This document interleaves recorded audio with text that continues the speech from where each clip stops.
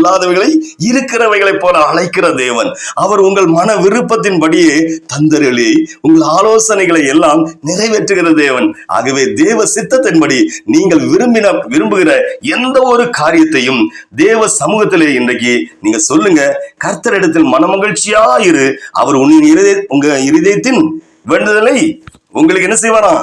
அருள் செய்வார். தேவ பிள்ளைகளே, நீ விரும்பினதை கேள் என்று கர்த்தர் சாலோமோனிடத்து கேட்டபோது, அவன் தன் தேசத்தை ஆளுகிறதற்கு ராஜாவா இருக்கிறான். தன் தேசத்தை ஆளுகிறதற்கு வேண்டிய தேவ ஞானத்தையும் விவேகத்தையும் கேட்டான். சாலோமோனின் விருப்பம் தேவ சித்தத்திற்கு ஏற்றபடி இருந்தபடியினால் அவன் விரும்பி கேட்டதையும் கொடுத்தார். அது மட்டுமல்ல, கேட்காத ஐஸ்வர்யத்தையும் சம்பத்தையும் கனத்தையும் சேர்த்து கொடுத்தார்.